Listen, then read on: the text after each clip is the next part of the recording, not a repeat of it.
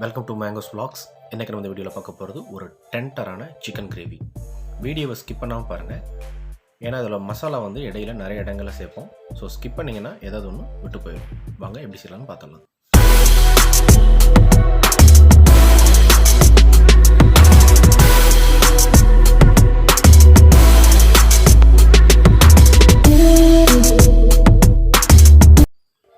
கடாயில் 2 table spoon எண்ணெய் விட்டுருவோம். எண்ணெய் சூடானதுக்கப்புறமா 2 இன்ச் அளவில் 2 ரம்ப இலை, அப்படி ரம்ப இலை கிடைக்கல அப்படின்னா பிரியாணி இலை போட்டுக்கலாம்.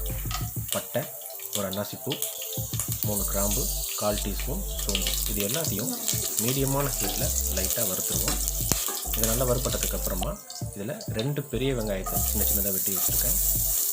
இது கூட 2 பச்சை மிளகா, வெங்காயம் வதங்குறதுக்கு தேவையான அளவு உப்பு, கொஞ்சமாக கருவேப்பிலை, இது எல்லாத்தையும் சேர்த்து வெங்காயம் பொன்னிறமாக வர்ற வரைக்கும் நல்லா வதக்கிடுவோம்.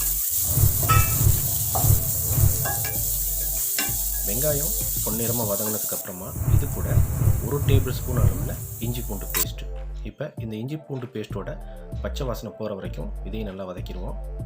இதுக்கப்புறமா 2 மீடியம் சைஸ் தக்காளியை நீல வாக்கில் வெட்டி வச்சுருக்கேன். இந்த தக்காளி நல்லா மசிகிற அளவுக்கு வேக விட்டுருவோம். இப்போ இது கூட 1/2 கிலோ சிக்கன் க்ளீன் பண்ணி வச்சுருக்க 1/2 கிலோ சிக்கன் சேர்த்துக்கிறேன். இது கூட 1/4 டீஸ்பூன் மஞ்சள் தூள், 1 டேபிள் ஸ்பூன் குழம்பு மிளகாய் தூள் சேர்த்துட்டு லைட்டாக அதை வதக்கிடுவோம். எண்ணெயில் அது கொஞ்சம் நேரம் வதங்கினதுக்கப்புறமா இது கூட கறி வேகிற அளவுக்கு மட்டும் கொஞ்சம் தண்ணி சேர்த்து ஒரு கொதி வந்த உடனே இதை மூடி போட்டு மூடிடுவோம். கறி வேகட்டும். இப்போ நம்ம ஒரு மிக்ஸி ஜாரில் 4 பல் தேங்காய் சின்ன சின்னதாக வெட்டி வச்சுருக்கேன். இது கூட 1 டேபிள் ஸ்பூன் மிளகாய்த்தூள், 1 டேபிள் ஸ்பூன் மல்லித்தூள், 1/4 டேபிள் ஸ்பூன் சோம்புத்தூள், 1/4 டேபிள் ஸ்பூன் ஜீரகத்தூள், 1/4 டேபிள் ஸ்பூன் மிளகுத்தூள், இது எல்லாத்தையும் சேர்த்து நல்ல பேஸ்ட்டாக அரைச்சி எடுத்துருவோம். இப்போ சிக்கன் ஓரளவுக்கு நல்லா வெந்திருக்கும். இந்த ஸ்டேஜில் இப்போ நம்ம அரைச்சி வச்சுருக்க இந்த விழுதை அந்த கறியோடு சேர்த்து நல்லா மிக்ஸ் பண்ணிடுவோம். இது நல்லா மிக்ஸ் பண்ணதுக்கப்புறமா கரம் மசாலா 1 டீஸ்பூன் சேர்த்துட்டு இதை நல்லா கொதிக்க வச்சுருவோம்.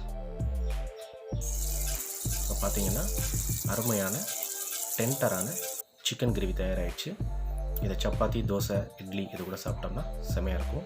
நீங்களும் செஞ்சு பார்த்துட்டு எப்படி இருந்துச்சுன்றதை கமெண்ட்டில் சொல்லுங்கள்.